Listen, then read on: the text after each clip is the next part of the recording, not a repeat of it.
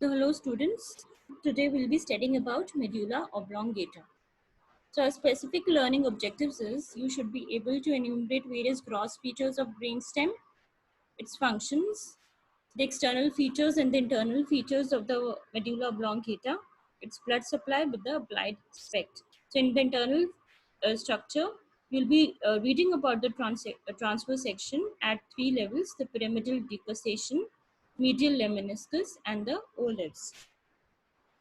So a brainstem consists of midbrain, pons, and the medulla. So it is a connecting bridge between the higher centers with the lower center, that is the spinal cord. So midbrain, it is continuous above with the cerebral hemispheres, whereas medulla with the spinal cord. Posteriorly, this pons, it is separated from the cerebellum by fourth ventricle. Now, as you all know, that a neural tube got divided into prosencephalon, mesencephalon, which is giving rise to the midbrain, and the rhombencephalon. So, rhombencephalon is giving rise to pons, medulla, and the cerebellar hemispheres or the cerebellum.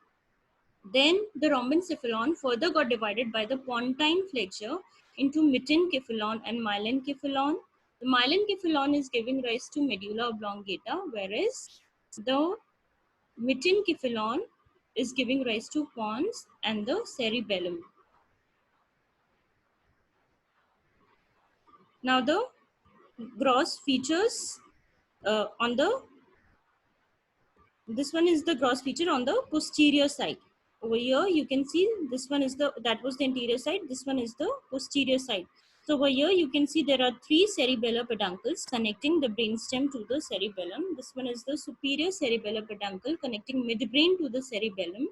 This one is the middle cerebellar peduncle connecting the pons to the cerebellum, and there is an inferior cerebellar peduncle connecting the medulla to the cerebellum. This one is the cavity of the pons and the medulla, that is the fourth ventricle, which is continuous below with the central canal of the spinal cord. It is continuous above with the aqueduct of Sylvius, cerebral aqueduct of Sylvius, which is the cavity of the third ventricle.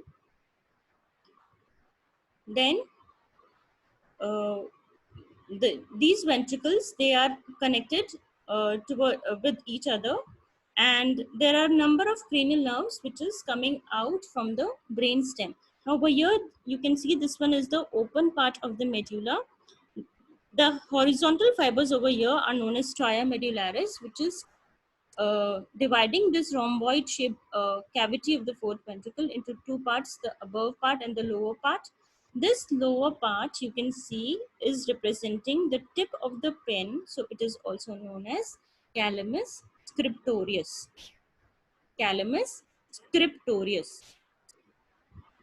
Now the various cranial nerves coming out from the brainstem is they are the oculomotor nerve, which is coming out from the ventral aspect of the brain stem, that is from the midbrain.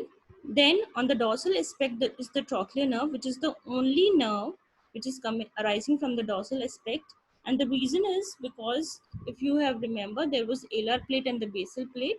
So the some nuclei of the basal plate, they got displaced in the midbrain. So dorsocranially. So that is why the trochlear nerve, it is arising from the dorsal aspect of the brain stem.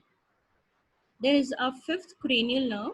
Then sixth is on the from medial to lateral at the pontomedullary junction. This one is the pons. So from pontomedullary junction is arising sixth, seventh, and the eighth cranial nerve. Then this one is the medulla. This one is anterior median fissure. These are the pyramids. This one is anterolateral fissure corresponding to the anterolateral fissure of the spinal cord. So this one is the 12th cranial nerve. Then are the olives. Then is the posterolateral fissure giving fruitlets of 9th, 10th, and 11th cranial nerve. So now over here you can see almost all the cranial nerves, that is from 3rd to 12th, are arising from the brain stem. So over here you can see this one is the ventral aspect of the brain stem. This one is the dorsal aspect. Ventral aspect is smooth. The dorsal aspect, it is, you can see this one is open, which is from this area is covered by the cerebellum. So we have removed the cerebellum over here. So that is why you can see the peduncles, the cavity of the fourth ventricle. This one is calamus scriptorius. These are the horizontal fibers which are known as stria medullaris. And over here, this one is the midbrain with the bulging superior colliculus, inferior colliculus, and this one is the trochlear nerve, which is only visible on its dorsal aspect. Only cranial nerve arising from the dorsal aspect. So what are the functions? Now brainstem, it is a pathway between the higher center and the lower center. So there will be various ascending tracts carrying sensation from the spinal cord to the higher centers, and there will be descending tracts, mainly the corticospinal and the extrapyramidal tracts, carrying sensations from the carrying commands from the higher center to the lower center. And there are various vital centers and the nuclei of the cranial nerve, which will be the vital centers will be controlling the activity of various centers, that is the respiratory centers, the maturation center, the deification center of a body. Then there is a reticular activating system, and it is composed of diffuse nuclei, and it is going to be discussed in a separate topic. So it is mainly responsible for your alertness. Now the gross anatomy of the medulla. So over here you can see this one is the medulla, this one is the pontomedullary junction. So the medulla, it consists of a lower closed part and above the cranial open part. Now if you have remember, there was a neural tube which was bent from the, which was derived from the neural plate. So that was neuroectodermal. Initially it was straight, then with the cephalocaudal folding, it underwent flexures, right? So there were two ventral flexure. One was the cervical flexure. This was the mesencephalic flexure, which is dividing this into the prosencephalon, giving rise to cerebral hemisphere and the diencephalon. Uh, then this was the mesencephalon, opposite the mesencephalic flexure. Then this whole was rhombencephalon, dividing this cervical flexure, dividing this rhombencephalon from rest of the spinal cord. Now there is one dorsal flexure, that is the pontine flexure. So that is why, because of this pontine flexure, this got compressed. So that is why over here you can see the above part is the open part over here. This one is the open part because it got compressed. So it got opened up like this. If you compress a pipe, it will be like this.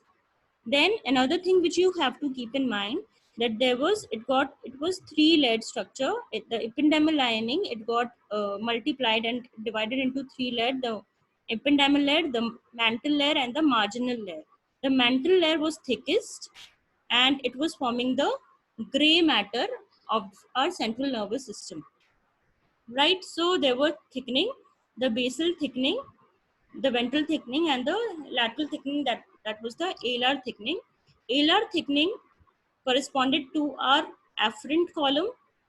Basal thickening corresponded to our motor column or the efferent column. A for A, you can remember, alar plate giving rise to the afferent system of our body, right? So what happened during this folding in the region of this pontine flexure? Some of the nucleus from the alar plate, they got displaced, right? So they got displaced and they formed the uh, pontobulbar body, which stayed over there, which didn't got displaced. And then there was arcuate nucleus. There is inferior olivary nucleus. So inferior olivary nucleus, the arcuate nucleus, they are the displaced pontine nucleus, which has displaced from this alar plate, right? So with this knowledge, we will proceed in our class. So that is why, because of this pontine flexure, we have an upper open part and